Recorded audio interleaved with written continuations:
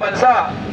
Ang kahirapan sa ating bansa, ang extastat tanggalin, ang iba tanggalin, kawawa ang mga Pilipino, hirap ang mga riders, lalo naghirap ang buong sambayanan.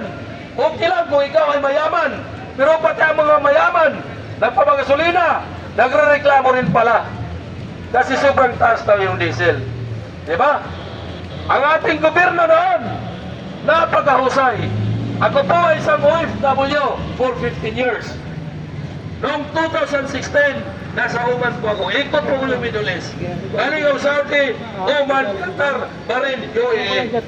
Ako po ay isa namumuno ng isang Filipino community sa abroad. Ulan mo ako, single oh. Ngayon, noong sa Oman, nung tumakbo si Presidente Duterte, isa ako sa gumagapang sa mga Filipino community na sana suportahan si